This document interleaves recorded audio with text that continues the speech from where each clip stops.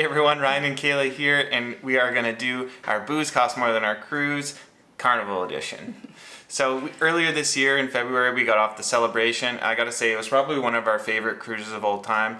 And not only favorite ship, I think. Yeah, favorite ship. We did just get back from Alaska, so that's definitely up there. But we really enjoyed the Celebration ship, and we wanted to share what we thought about the Cheers package as it was our first Carnival cruise. So today what we're going to talk about is what is it, the pros and cons, average drink prices and drinks per day to make it worth it, some things to consider, some things we didn't know and that we just kind of learned on the cruise. So we want to share those with you, and then at the end we're going to share our opinion on whether we think it's worth it. Okay, so pretty much what the drink package is you pay a certain price. There's two different prices on Carnival. You can pay the pre-cruise price, which is $59.95 US per person per day.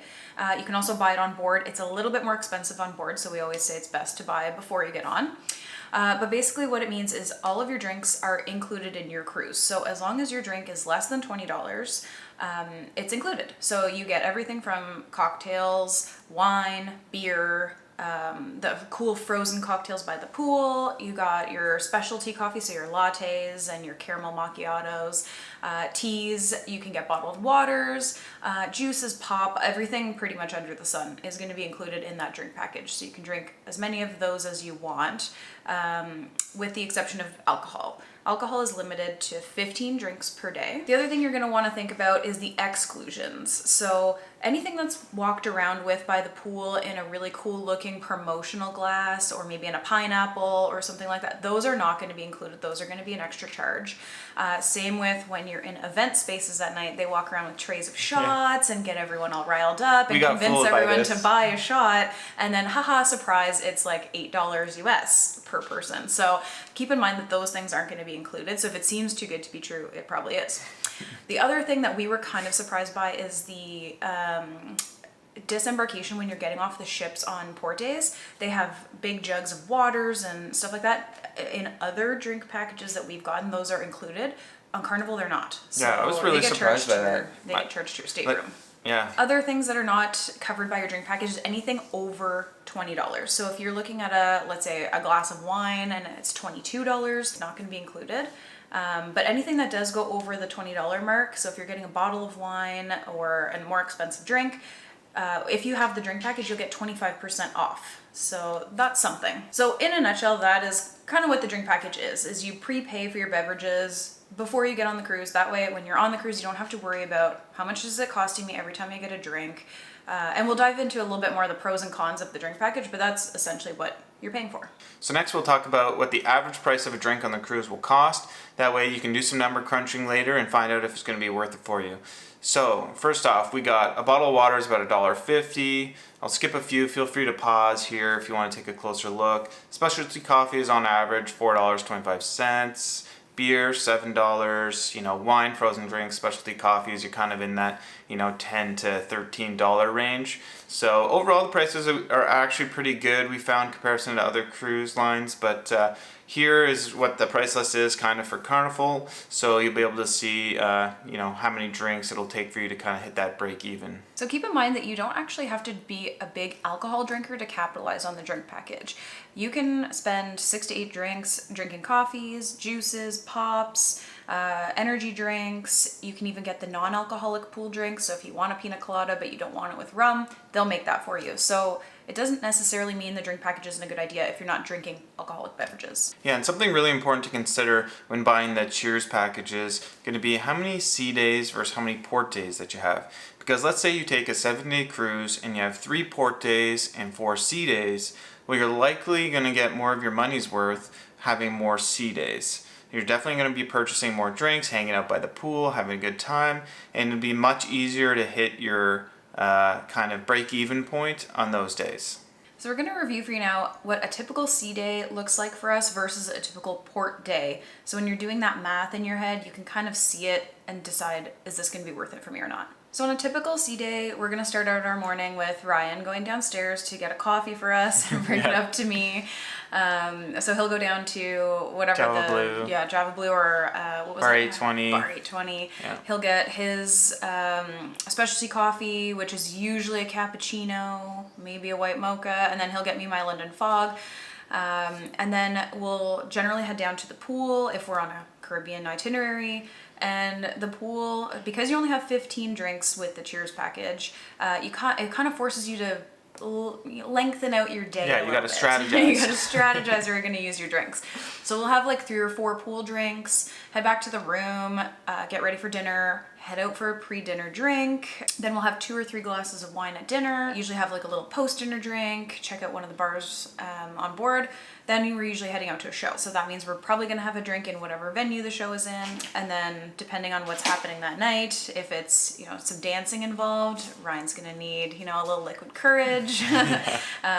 So that's kind of what our typical sea day looks like. Yeah, and those, when the weather's nice, you're having a great sea day, it's kind of really hard. We came close, we actually hit the limit, I think 2 or 3 times in our celebration cruise, and I was kind of thinking about it throughout the day. I was like, okay, I'm getting close. We'd have to check. We'd have to log into our account and be like, okay, 1, 2, 3, 4, 5. Oh, okay, we're at this many. So. And the Carnival Lido deck, if you've cruised Carnival before, it's quite the vibe. So it is very easy to hit these 15 drinks per day. So that's what our typical sea day looks like. Now we'll go over a port day. So for the port day, it's a lot harder to get your money's worth. That's why I mentioned that point earlier, which is like port days versus sea days. You're typically off the ship for the majority of the day. Let's say you're gone from like 8 to 5 and you just capitalize on getting your morning coffee. And then you're coming back in and around dinner time. So for you to really get your 15 drinks, you'd be kind of going pretty hard. But generally, to hit that break-even point, it's only like 6 or 8 drinks per day.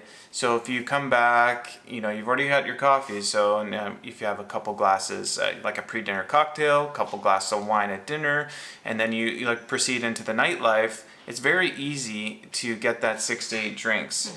So even port days, although it does play an impact on your decision, it's still not a deal breaker in terms of, whether the drink package is going to be worth it for you. Mm-hmm. And there's been times when we come back from our port and the first thing we do is go and grab a coffee because it's, we're tired. We need a little pick-me-up to get us through to dinner. Yeah, it definitely depends on your itinerary too. If you're visiting areas that you've been to before, you're just doing this as a getaway, or maybe there's not much going on in the port and you're coming back at like 2 o'clock, well, yeah, you're going to get more of your drinks per day in. So it just depends on you and it depends on the ports you're visiting, but it's definitely, things to think about. Okay, so now we're going to jump into some pros and cons about the Cheers drink package. So I think the biggest pro is that it's a fun, stress-free experience because you've already paid for it. You're not wandering around the ship doing mental math, trying to figure out, oh my gosh, how much money have I spent on drinks so far? So it's kind of nice to be able to relax on your vacation and just have a drink when you want to drink. Yeah, that is definitely the biggest one for me. I don't even want to think about the cost of the drinks. I just, I see it, I want it, I want to try it, whatever. You don't need to worry about it. Very Ariana. The only thing you have to worry about is that 15 drinks. Yeah. Another pro is that, again, you have no big bill at the end. So you've already paid for it, you don't have to think about it, and then when you get off the ship, you're not getting this big, giant bill of all your drinks that you've had throughout the whole cruise. It's already paid for. Yeah, it's definitely easy just to budget beforehand, get it paid, and get it out of the way. Mm-hmm. So another pro for us is you get to try new drinks without fear of not liking them. So let's say it was our first time on a Carnival ship. We've never been to Alchemy Bar. We've never been to any of these bars. So we didn't know if we were going to like any of these drinks. So every time we ordered a drink, it was kind of a risk. And I mean, they're not as expensive on some other cruises, but at $12 a pop, you want to like your drink. So with the drink package, it kind of takes away that fear. So if you try it and you don't like it, whatever, you just order a new one. I feel like me personally, I find that I'll just stick to what I know I like as opposed to trying something new if I'm just paying a la carte. So I definitely agree with this pro big time as well. It's a lot of fun. We tried some of these like cool drinks at Latitudes and I got the smoked drink at the Jubilee. That was so fun to try and it was a really great drink. Yeah, it really took us out of our comfort zone. And it was so nice to try something new because we've been on the same ship for so long. It was so nice to have some different options. So that's a really nice thing. And then leads into my final pro is that we get to meet new people. So when you're standing at the bar and you're waiting for a drink, we met so many people on this Carnival cruise. Yeah. like a lot. We made a lot of friends, so right out of the many gates. friends. Yeah, it was awesome. It was great. It's not to say that you can't make friends when you're not drinking, but let's Yeah. be honest, when you're 15 drinks in, you're going to be a little more social, and you're going to just talk to people, and you'll make a lot of friends on the cruise. It just adds to the overall enjoyment of the experience, going around and trying different venues, meeting people, new drinks, no stress. Yeah, and it kind of makes you it makes us at least stay up a little later, and try to get to all the events and try to, see all the events change into what they change into at night. So there's different parties dancing.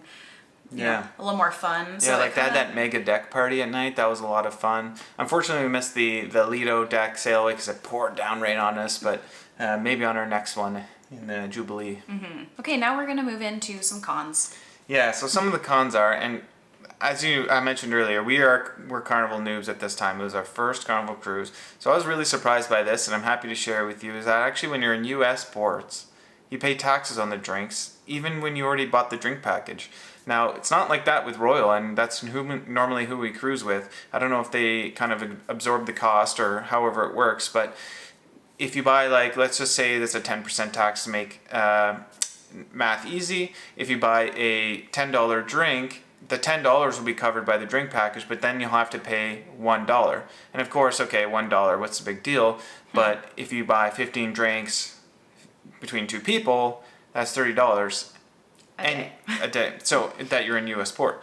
Not that this really changed the amount that we drank. It's just an added cost to think about. How many US ports do you have in the itinerary? Obviously, as soon as you get out of the US port and you're in open waters, you're no longer paying this tax. So really, it's not that big of a deal. You're probably not going to drink 15 drinks while you're in the port, but definitely something to think about, and definitely a con.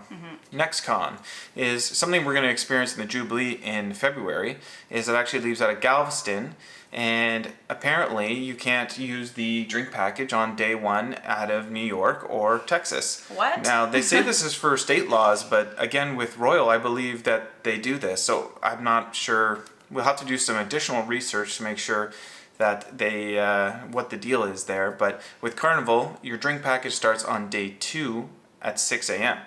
Now, you don't pay for day 1, so you're not getting ripped off here. They're not trying to trick you or anything. But something to consider, and it starts on day 2. Another con, and this is just kind of, throughout all cruise lines, okay, it's just a generic con, is that if one person in the stateroom gets a drink package, the other person has to get it. So typically I drink more than Kayla, so it's usually a little more worth it for me, but if I want it, she has to get it as well. The good news with that is you can kind of low-key share drinks. Like, you get 30 between the two of you, if that makes sense. Now, this is probably like taboo, but just be responsible. Don't go too crazy, but Because they can take away your drink package at any time. If Yeah. you're getting into shenanigans, they will cut you Yeah. right off.